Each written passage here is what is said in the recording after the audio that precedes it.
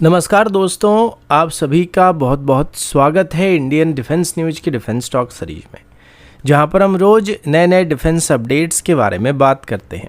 तो चलिए देर न करते हुए आज की वीडियो शुरू करते हैं।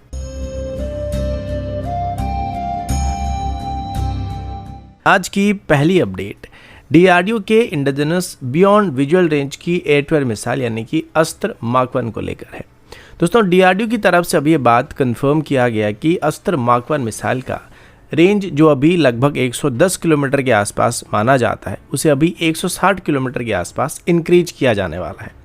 जैसे ही आने वाले महीनों में इस अपग्रेड की परफॉर्मेंस टेस्ट को कंडक्ट किया जाएगा, उसके बाद अस्त्र मार्क 1 डायरेक्टली 160 किलोमीटर क्लास का मिसाइल बन जाएगा। अब यहाँ पर एक खास बात यह है कि 160 किलोमीटर रेंज वही क्लास है जिसमें एमबीडीए का upcoming MICA NG missile Israel की IWER मिसाइल आने वाले हैं। माइका एनजी को यूरोप में नेक्स्ट जनरेशन अपग्रेड के तौर पर भी प्रोजेक्ट किया जा रहा है, जो कि करंट माइका RF और IR मिसाइल का रिप्लेसमेंट होने वाला है। एमबीडीए की तरफ से इस साल इस मिसाइल की ट्रायल को शुरू किया जाने वाला है और फ्यूचर में भारत को भी इस मिसाइल का एक मेजर पोटेंशियल कस्टमर के रूप में देखा जा रहा है। खास करके मिराज 2000 फ्लीट और रफाल फ्लीट के लिए इसको पुश किया जाने वाला है। लेकिन दोस्तों, अस्त्र मार्क 1 का अचानक इतना बड़ा कैपेबिलिटी जंप होना पूरा इक्वेशन यहाँ पे चेंज करने वाला है। अभी तक माइका एनजी का सबसे बड़ा एडवांटेज इसका लॉन्गर रेंज माना जा रहा था, लेकिन अस्त्र मार्क 1 अगर 160 किलोमीटर की रेंज को अचीव कर पाता है तो इंपोर्टेड मिसाइल लाने की रिक्वायरमेंट ही खत्म होने वाली है। ऑपरेशन लेवल पर देखा जाए तो मिराज 2000 और रफाल स्क्वाड्रन को बिना किसी नए फॉरेन मिसाइल के भी credible long range interception capability मिल सकता है, जो कि लॉजिस्टिक, ट्रेनिंग और मेंटेनेंस को काफ़ी हद तक सिंपल बना सकता है, क्योंकि इंडियन एयरफोर्स अभी पहले से ही अस्त्र इकोसिस्टम में इन्वेस्ट कर चुकी है। ऊपर से अस्त्र मार्क 2 भी डेवलपमेंट फेज में पहुंच चुका है, जो कि फ्यूचर रोड मैप को और ज़्यादा इंडिजिनस डायरेक्शन में ले जाने वाला है। अगर आपको जानना है कि अस्त्र मार्क 1 की रेंज को किस तरीके से इंक्रीज किया गया या फिर किस तरीके से इसमें चेंज किया गया जिस वजह से इसका रेंज बेहतर हुआ है, इसके ऊपर मैंने पहले भी एक वीडियो बना रखा है, उसे आप जाके चेक कर सकते हैं। उसका लिंक आपको आई बटन पर मिल जाएगा या फिर वीडियो के एंड में मिल जाएगा। अगला अपडेट डीआरडीओ के मिसाइल रोड मैप को लेकर है और अभी इसमें काफ़ी इंटरेस्टिंग डेवलपमेंट सामने आई है। फ्रेश इनपुट्स के मुताबिक अस्त्र मिसाइल के बाद अभी रुद्रम 1 यानी भारत का next generation anti radiation missile की रेंज को भी इंक्रीज करने का प्लान किया जा रहा है। सोर्सेज के मुताबिक डीआरडीओ की तरफ से अभी रुद्रम 1 की रेंज को उसके करंट 200 किलोमीटर क्लास से काफ़ी हद तक आगे पुश करने का ऑप्शन को एग्जामिन किया जा रहा है। अभी यहाँ पर खास बात यह है कि रुद्रम 1 के लिए जो अपग्रेड स्टडी किया जा रहा है वो डायरेक्टली अस्त्र मिसाइल अपग्रेड प्रोग्राम के साथ लिंक होने वाला है। अस्त्र के लिए जो नए हाई एनर्जी प्रोपेलेंट टेक्नोलॉजी का इस्तेमाल किया जाने वाला है, अभी उन्हीं का इस्तेमाल करके रुद्रम 1 की रेंज को भी इंक्रीज किया जा सकता है। अभी तक ऑफिशियली कोई नंबर अनाउंस नहीं किया जा रहा है, लेकिन इंटरनल असेसमेंट के हिसाब से ये अपग्रेड के बाद रुद्रम 1 का रेंज 290 से 300 किलोमीटर के आसपास होने वाला है। रोल की बात करें तो अस्त्र और रुद्रम 1 दोनों बिल्कुल अलग ही मिशन प्रोफाइल के लिए डिजाइन किए गए हैं। अस्त्र एक air to air BVR missile है, जो कि फास्ट और मैन्यूवरिंग फाइटर जेट को एंगेज करने के लिए इस्तेमाल किया जा सकता है। वहीं पर रुद्रम 1 एक heavy air to surface missile है, जिसका काम एनिमी के रडार और एयर डिफेंस सिस्टम को टारगेट करना है। इसी वजह से रुद्रम 1 साइज में काफ़ी बड़ा मिसाइल है, जिस वजह से इसमें ज़्यादा फ्यूल को भी कैरी किया जा सकता है। और अभी नए एनहांस्ड प्रोपेलेंट और मिसाइल अपग्रेड के बाद रुद्रम मिसाइल का रेंज 300 किलोमीटर की मार्क को पार करने की उम्मीद किया जा रहा है। प्रपल्सन साइड पर देखा जाए तो रुद्रम 1 मिसाइल में dual pulse solid rocket motor का इस्तेमाल किया जाने वाला है, जो कि अस्त्र मार्क 2 में देखने को मिलता है, लेकिन दोनों मिसाइल में इनकी ट्यूनिंग काफ़ी अलग होती है।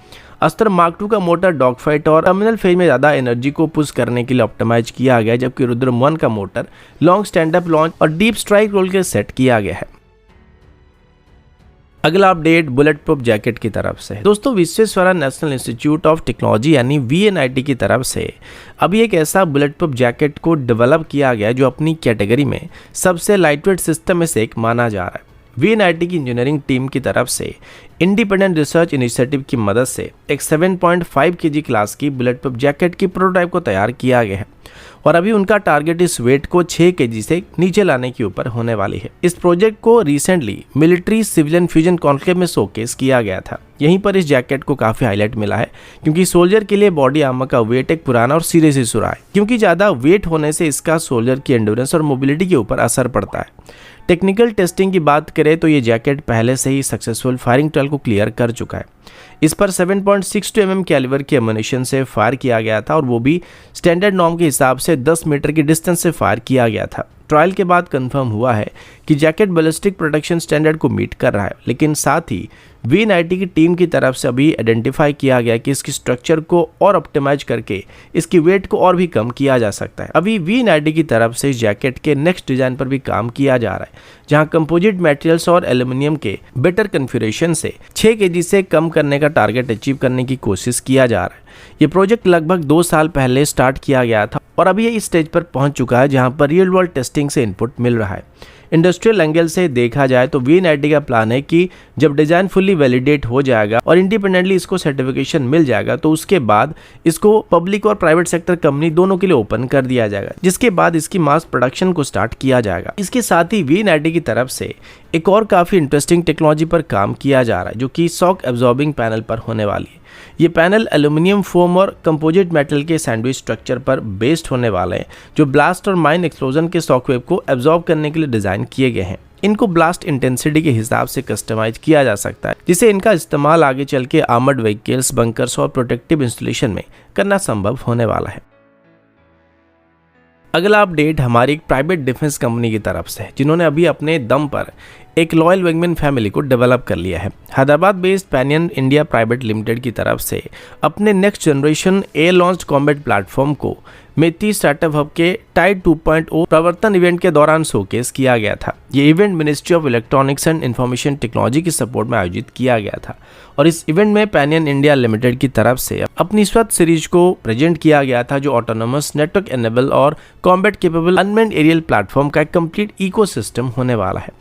इसमें 3 मेन सब सिस्टम को शोकेस किया गया था: स्वत TD1, स्वत L1 क्रूज मिसाइल और स्वत X collaborative combat aerial vehicle, जिसे लॉयल विंगमैन कैटेगरी में रखा जा सकता है। सबसे पहले स्वत TD1 के बारे में बात करें तो दोस्तों ये एक high speed air launch target और डिकॉय प्लेटफॉर्म है, जिसका role air defence training, weapon testing और डिसेप्शन मिशन के लिए इस्तेमाल किया जा सकता है। अगला वेपन सिस्टम स्वत L1 होने वाला है, जो कि पैनियन इंडिया का क्रूज मिसाइल सेगमेंट में एंट्री माना जा रहा है। ये एक air launched long range precision strike missile होने वाला है, जिसे फाइटर एयरक्राफ्ट, बॉम्बर और फ्यूचर में अनमैन्ड कॉम्बैट प्लेटफॉर्म से भी लॉन्च किया जा सकता है। लेकिन दोस्तों इस पूरे शोकेस का जो सेंटर ऑफ अट्रैक्शन रहा था वो स्वत एक्शन होने वाला है, जो कि एक कोलैबोरेटिव कॉम्बैट एरियल व्हीकल यानी कि CCAV या सिंपल शब्दों में अगर कहा जाए तो लॉयल विंगमैन होने वाला है। ये unmanned platform manned fighter jet के साथ ऑपरेट करने के लिए डिजाइन किया गया। ये reconnaissance, electronic warfare, strike mission, decoy operation और एयर कॉम्बैट सपोर्ट सब कुछ कर सकता है, यानी कि एक तरीके से एक मल्टी रोल लॉयल विंगमैन होने वाला है।